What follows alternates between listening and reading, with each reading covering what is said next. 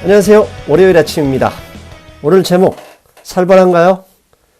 기재부 장관 홍남기 장관을 경질하라. 왜 그런지 단순하게 3억 대주주 때문 그런 거 아닙니다. 증시를 바라보는 세계관, 역사관, 이게 문제다. 저는 그게 핵심 포인트라고 생각합니다. 바로 방송 진행하겠습니다. 문재인 대통령은 홍남기 기재부 장관을 경질해야 한다. 앞서서 말씀드렸고 지난번 화요일이죠. 키움증권TV에 나가서도 이에 대해서 강력하게 주장을 했습니다. 아울러 다음 주 화요일에는 이번 주 화요일에는 8.15 모니터 제가 다시 출연해서 이 문제, 이 주제를 가지고 임수열 대표님과 방송을 하기로 했습니다. 여러분 주변에 주식 투자자 하시는 분들이라면 단순하게 내가 3억 대주주 이 문제가 아니다. 철학적이고 역사적인 관점에서 이게 왜 필요한지 오늘 방송 참고하시고 활용하셨으면 좋겠습니다. 최근에 가장 핫한 이슈 홍남기 대주주 3억 원 시장 영향 제한적이다. 자, 오늘 방송 앞에서 이미 언급했지만 저는 대주주 3억 원 이걸 10억으로 20억으로 금액은 문제가 되지 않는다고 생각합니다. 이건 금액 때문에 그런 게 아닙니다. 왜 그렇게 생각하느냐? 2023년부터 주식 양도소득세가 도입이 됩니다. 즉 3억 대주주 요건에 대주주 요건에 해당이 되면 양도소득세가 도입이 되는데 2023년에는 대주주와 할 거 없이 모든 주식 투자자에게 과세가 됩니다. 그러니까 결국은 대주주 양도세 부과와 주식 양도소득세에는 큰 차이가 없습니다. 그래서 단순히 나는 3억을 넘으니까 홍남기 경질해야 된다. 그렇게 주장하는 게 아니라는 것 제가 앞서서 미리 설명드린 겁니다. 근데 중요한 건 차라리 3억 대주주 요건 이걸 없애고 주식 양도소득세 도입을 땡기는 게 낫다고 저는 생각해요. 왜? 기관과 외국인은 법인세를 내기 때문에 이에 대해서 적용을 받지 않습니다. 그러다 보니 개인들이 어떻게 하느냐? 연말 직전에 주식을 일단 팝니다. 왜? 대주주 요건 되면 골치 아프기 때문에 미리 파는데 기관과 외국인은 그 요건을 적용받지 않으니까 개인이 팔려고 할 때 선물, 그 다음에 프로그램 매도를 이용해서 계속 주가를 더 밀어버리고 배당락 후에는 12월 30일이나 29일이죠. 배당락 후에는 개인이 다시 매수하러 들어오는 걸 이용해서 주가를 배당락과 상관없이 띄워버립니다. 한마디로 기울어진 운동장이라는 이 제도 때문에 우리 개인 투자자들이 엄청나게 손실을 받고 있는 거예요. 나는 3억이 아니기 때문에 관심 없다? 3억이 아니라도 100만 원만 투자하시는 분도 최근에 주가 하락 보고 있지 않습니까? 우리나라 기업들, 미국 기업들보다 훨씬 순이익을 많이 내고 삼성전자 보더라도 빅 어닝 서프라이즈인데 올라가지 않아요. 왜? 팔아야 되니까. 좀 웃기는 거죠. 최근 5년간 11월, 12월에 국내 주식시장 개미들의 순매도 규모입니다. 지금 2015년부터 이 대주주 요건이 계속 생기고 강화되고 있죠. 강화되면서 저렇게 순매도 규모가 늘어나요. 그럼 올해는 12월이 아니라 아예 10월부터 이미 시작됐고 있죠. 그렇다면 저 금액이 작년에 4조 원은 훨씬 초과하겠죠. 근데 앞에서 말씀드린 대로 저렇게 많이 팔아서 게 아닙니다. 매도할 이유를 이미 기관이나 외국인이 알고 있기 때문에 그것을 이용해서 외국인과 기관이 단기 차익을 노리기 위해서 시장을 조작해버리는 겁니다. 자, 홍남기 장관 뒤에서도 보겠지만 이런 개인 대주주냐 이런 건 결국은 과세, 즉 부자들이 세금을 더 많이 내야 된다는 거죠. 예, 맞는 얘기입니다. 우리 이미 누진세 개념이 적용이 되는 나라니까. 그런데 단순히 3억 대주주, 3억을 넘어가는 사람만이 피해를 입는 게 아니라 국민 전체, 주식에 단 100만 원이라도 투자하는 사람이라면 전체적으로 피해를 보고 있어요.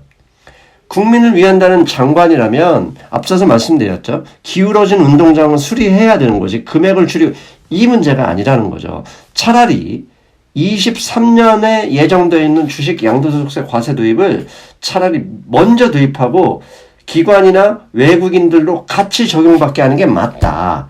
왜? 기울어진 이런 제도 때문에 100만 원 소액 투자자까지 피해를 입고 있기 때문이에요. 자, 여기까지는 사실 뭐 제도적인 문제이기 때문에 홍남기를 잘라야 한다 이런 게 아닙니다. 이제부터 제가 왜 대통령님에게 홍남기 기재부 장관을 경질해야 한다고 제목에 그렇게 강하게 들고 나왔느냐. 이제부터가 중요합니다. 진짜 이유는 장관으로서 자격이 없어요. 기재부 장관이 자본주의 경제체제에서 주식시장에 대해서 이해를 못하고 있는 거라고 저는 생각을 합니다. 왜 역사가 증시, 주식시장을 자본주의 꽃이라고 표현했는지 그에 대해서 정확한 이해가 없어서는 단순히 주식시장을 지금 홍남기 장관이 취급하는 돈 놓고 돈 먹는 투기판으로 이해하니까 그렇습니다. 제가 3억 대주주 요건 강화보다 더 중요하게 생각하는 뉴스는 정부가 장기 주식 투자 감세를 반대한다고 공식화했다는 이 점 때문에 그렇습니다. 이게 10월 19일 헤럴드 경제에 나온 뉴스인데요. 민주당 박홍근 의원이 장기 투자자에게 특별 공제를 할 생각이 없느냐라고 국감에서 질문을 하니까 장관이라는 사람이 그런 거 없다. 그러면서 이 기사를 좀 더 살펴보겠습니다. 무슨 구체적인 이야기를 들었는지 살펴보니 이런 얘기가 나옵니다. 장기 투자 소득을 단기 투자 소득에 비해 우대할 경우 자본의 동결 효과가 발생한다. 자본의 동결 효과. 저거 무슨 개소리입니까? 자본이 뭐 올리는 것도 아니고 냉장고에 넣는 것도 아니고 저런 용어는 없습니다. 그냥 동결 효과 그럼 뭔가 있나 보다 생각하지만 여러분 자세히 생각해보세요. 저게 무슨 의미인지 저도 모르겠어요. 그리고 뒤에 계속 보겠습니다. 장기간 자금을 투자할 여력이 있는 고소득층에게만 감세 혜택이 돌아가는 부작용? 한마디로 장기 투자는 부자만 하고 그런 사람들에게 감세를 하게 해주면 부익부 빈익빈. 이거 말 되는 소리가 아니죠. 여러분 금액이 큰 사람은 장기 투자 별로 하지 않습니다. 오히려 단기 투자합니다. 네, 금액이 크기 때문에요. 단타를 쳐도 이익이 많이 나오고 있고요. 그리고 장기 투자에 이런 공제하지 않고 즉 장기 투자를 유도하지 않는 이런 정책은 우리들 삶에도 노후에도 곧바로 영향을 줍니다. 왜? 퇴직연금은 어떻게 할 겁니까? 여러분 직장 다니면서 퇴직연금 하고 있잖아요. 퇴직연금에서는 20년, 30년 장기 투자를 하는데 장기 투자를 유도하고 그로 인해서 주가가 장기적으로 상승할 수 있는 문화, 그런 사회 여건이 되어야 하는데 이걸 부정하고 있는 거예요. 한마디로 말도 안 되는 거죠. 현재와 같은 저금리 상황에서 돈이 없는 월급 1, 200만 원, 3, 400만 원 진짜 서민의 합리적인 투자 방법은 장기적인 적립식 주식 투자입니다. 돈이 아예 부자들이 많아버리면 단기 투자만 해도 큰 문제가 없지만 우리가 과거에 5년 적금, 10년 적금 들듯이 현재 주식시장을 그렇게 유도를 해야 되고 그래야 서민의 부도 늘어날 수 있는 거예요. 즉 정부라면 장기 투자를 활성화하기 위해서라도 장기 투자 세액공제 제도가 필요한 건데 이걸 부정하고 있다는 거죠. 그리고 계속해서 신문기사 읽어보겠습니다. 이런 얘기 나옵니다. 장기 보유에 대해 혜택을 주려면 누진세율을 도입해 단기간 보유한 투자자에게 불이익을 줘야 한대. 이건 무슨 또 멍멍 개소리입니까? 한마디로 장기 투자 공제를 하게 되면 즉 장기 투자를 통해서 증시 활성화가 되고 증시 활성화가 기업 그리고 국가 경쟁력까지 어떤 영향을 미치지 그런 생각은 아예 없는 거예요. 그냥 단순히 세금 혜택 주면 안 돼. 부자들한테 가는 거야. 그것조차도 말도 안 되지만 즉 오로지 투기판으로만 바라보고 있는 시각이 그대로 남아 있고요. 그 다음에 그게 아니더라도 그럼 부동산 장기 보유자의 혜택을 주는 세금은 이건 무슨 정책입니까? 이건 주식하고 부동산 둘 다 어떻게 보면 엇갈리는 정책 말도 안 되는 얘기죠. 자, 그래서 이런 시각 기재부 장관의 생각을 듣다 보면 딱 이런 생각밖에 들지 않습니다.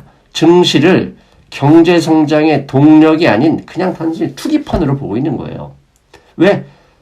장기 투자가 증시에 어떤 긍정적인 영향을 주고 증시의 긍정적인 영향이 기업 경쟁력이 곧 국가 경쟁력이잖아요. 이런 경쟁력의 관계를 모르는 정말 장관으로서는 있을 수 없는 정말 한심한 생각이다라는 생각. 이게 제 주장입니다. 이래서 이런 사람 잘라야 된다. 대통령님, 기재부 장관 경질해야 됩니다. 작년 7월 22일입니다.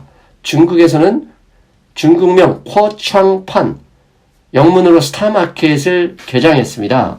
중국에는 이미 상해 증시와 선전 증시가 있죠. 그런데 굳이 시진핑 주석이 나서서 2019년 7월 중국판 나스닥인 스타마켓 쿼창판을 개장했습니다.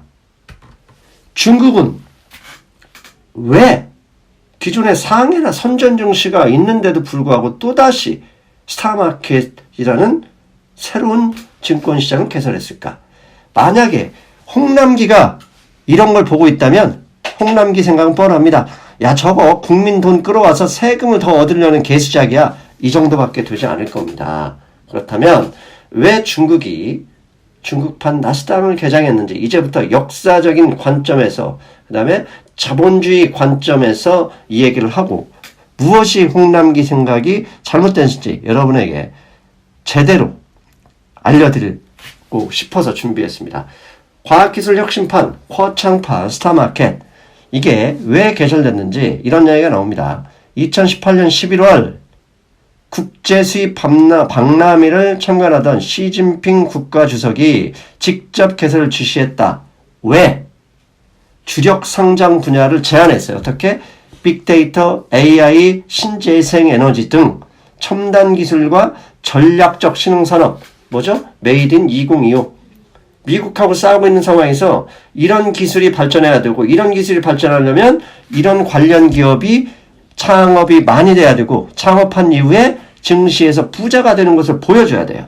그래서 그걸 활성화하기 위해서 이 스타마켓을 만들었고 이런 중국이 집중하는 그런 기술 관련 기업의 상장 요건을 상대적으로 완화시켜주고 그렇게 되면 관련 기업이 주식시장에서 돈을 끌어모아서 국가 경쟁력, 국가 산업에 도움이 된다는 중국 정부의 의도가 그대로 감안된 거예요.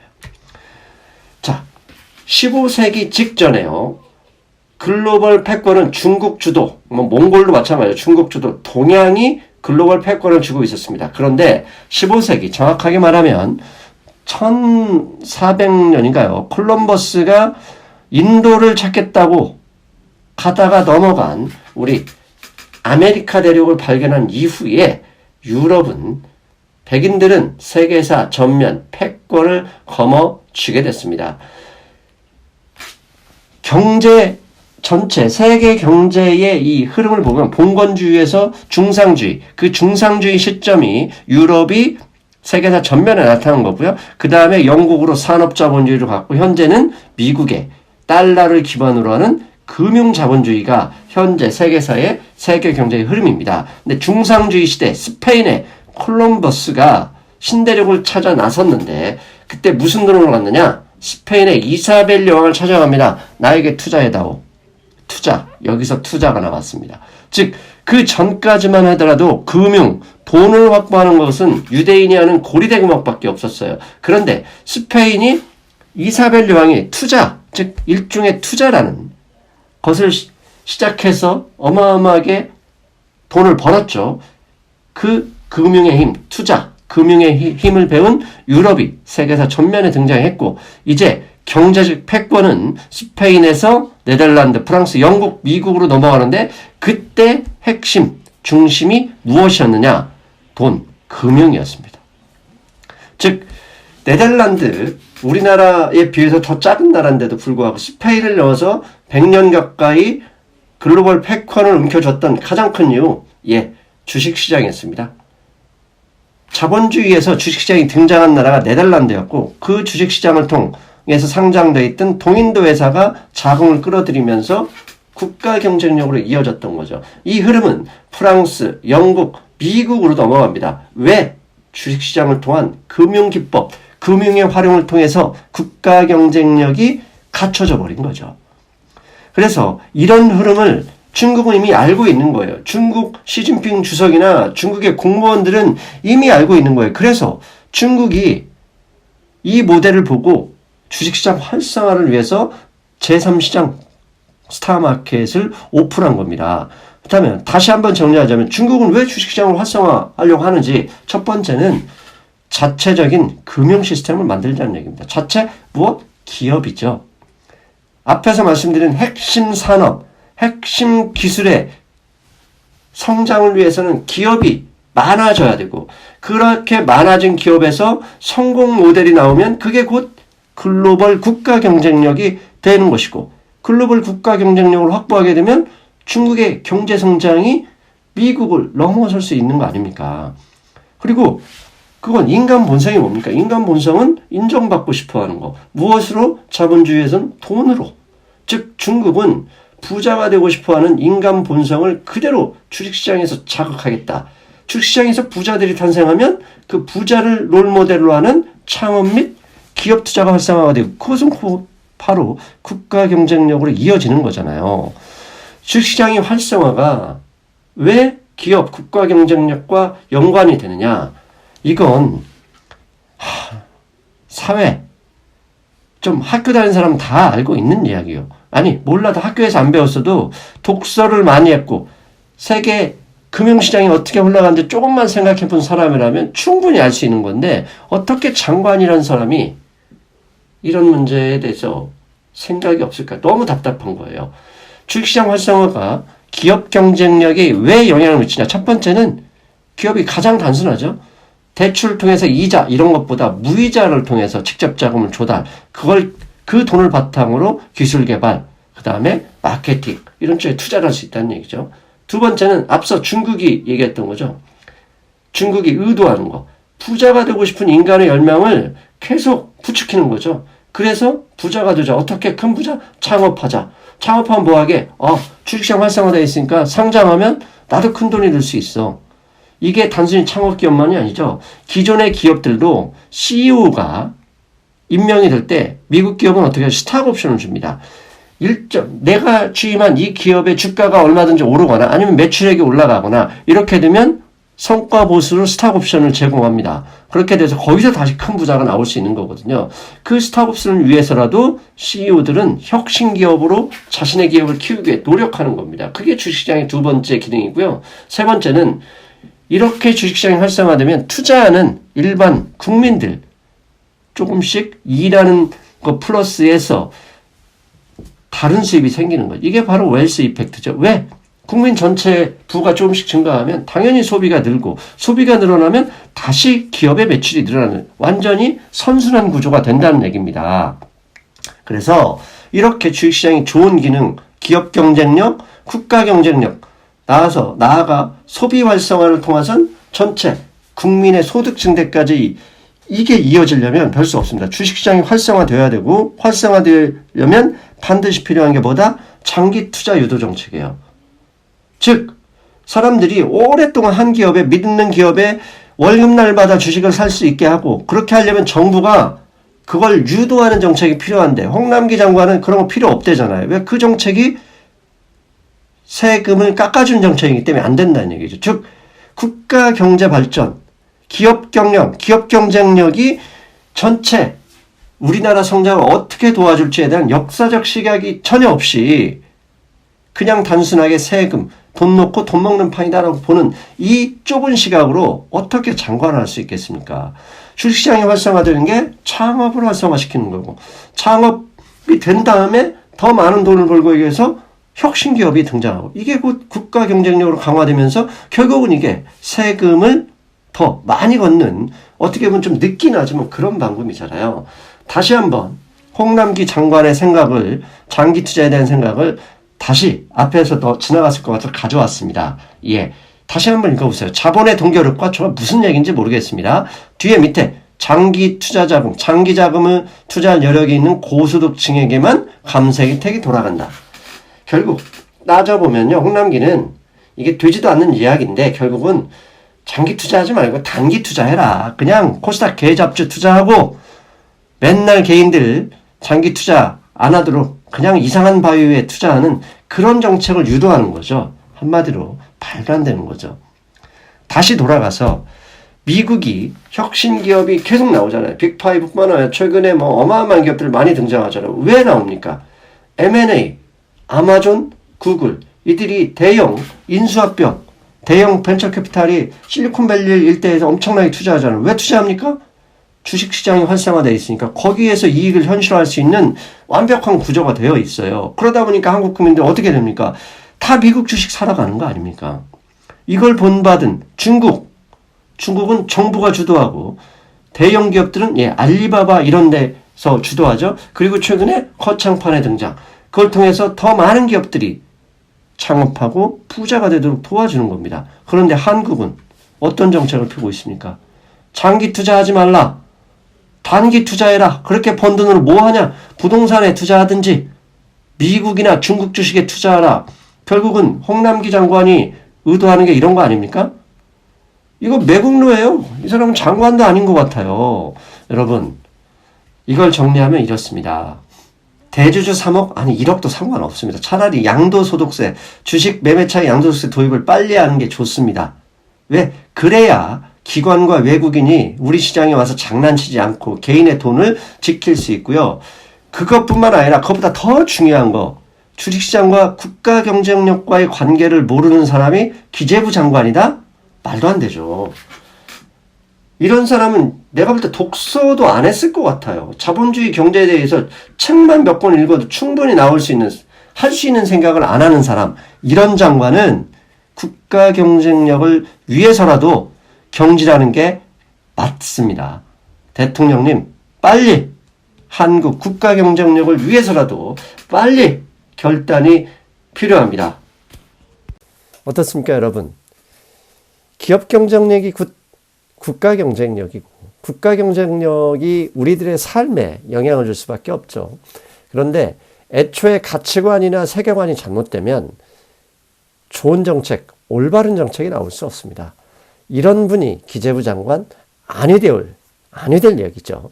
여러분들 주변에 이런 이야기를 하면 나는 3억 없으니까 이것 자체가 잘못된 생각일 수 있습니다. 그런 생각을 바로잡고 장기적으로는 국가 경쟁력이고 좀 더 중기적으로는 여러분 자녀 그리고 나의 자산과도 관련이 있습니다. 올바른 방향으로 갈 때만이 우리의 친수익판의 잔고는 늘어날 수 있다는 것. 그 점 많은 설득, 많은 홍보 필요하겠습니다. 여러분 저는 다음 주에 뵙겠습니다. 여러분 안녕.